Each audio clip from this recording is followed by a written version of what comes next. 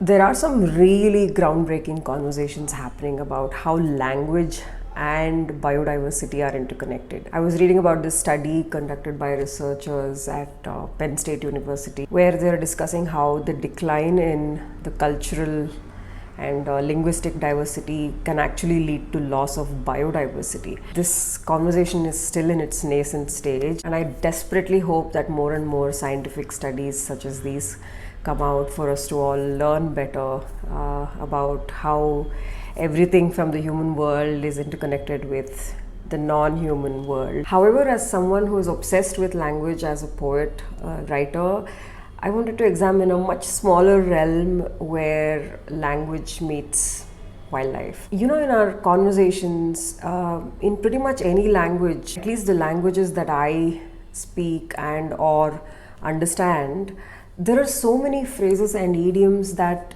paint wildlife, other animals, in a rather odious light. To begin with, the most frequently used word, bullshit. I mean, when we are talking about something that humans say, which is nonsense, why does it have to be referred to bullshit? Perhaps that is actually more useful than our human nonsense. Let's examine other phrases like he is a fox or she's a fox when referring to a cunning human being. Why do we have to bring fox into the picture? We are only talking about a human being with whom we have issues or want to say that they're cunning. What did a fox do? The fox is designed to be the way it is by nature. It's not like the fox sits there and has these conversations in its own head about free will and how it can be a certain way and not be a certain way. A fox simply is. Another example is killing two birds with one stone, which somehow, at least to me, conveys that it's okay to kill birds with one stone, because it's usually used when you're referring to something being accomplished, something being achieved.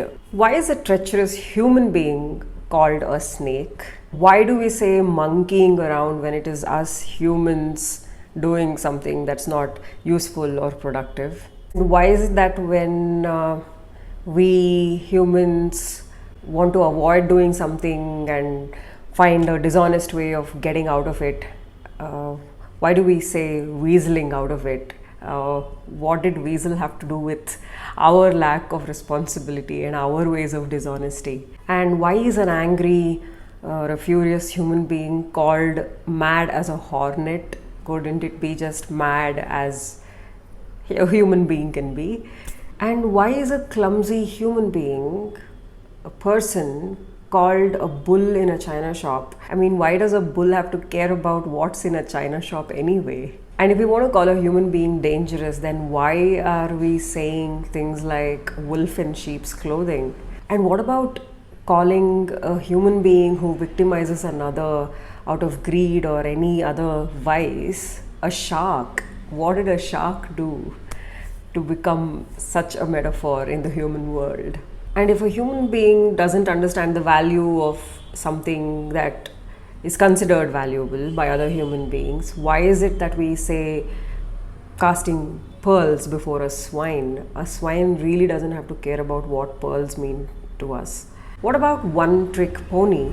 I mean, it's bad as it is to deride a human being for knowing one particular thing well or having one skill or one talent. What's so bad with that anyway?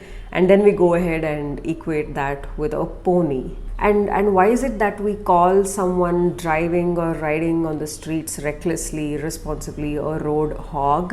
You might say, come on, lighten up, it's just a metaphor. But what underlines the metaphor is still the human thought that is demeaning to a fellow creature that inhabits the same planet as we.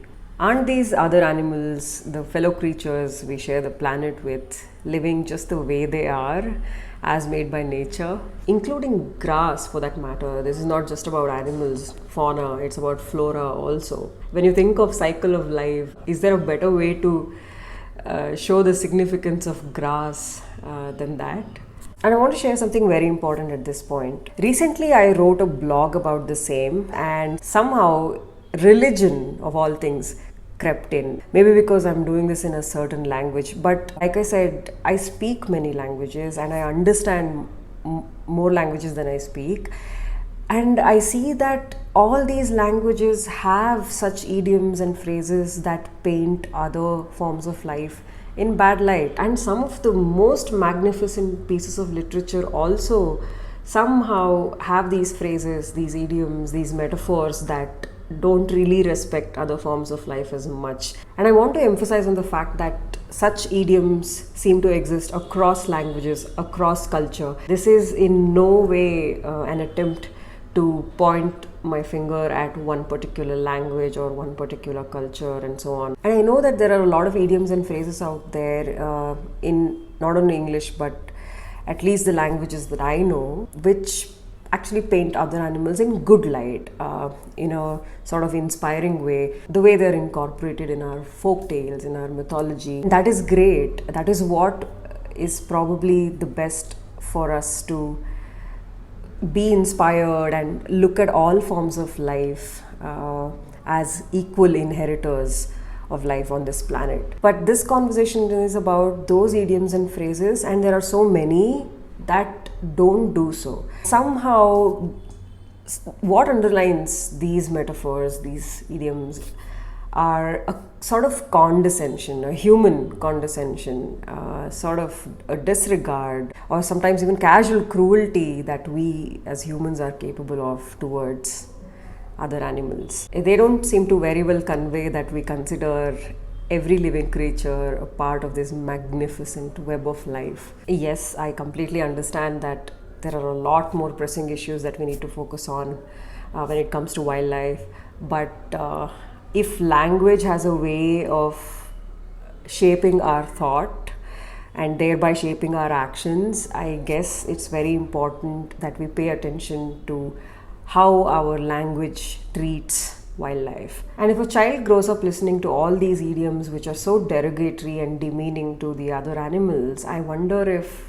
they will care enough for their survival or respect their way of simply being the way they are. And avoiding using these phrases, these idioms, not using them, which is even better, can actually contribute in its own way, because subconsciously it will not make us indifferent to a certain creature which is not a human being. And that way, as small as it is still a positive contribution towards building empathy and tolerance towards wildlife.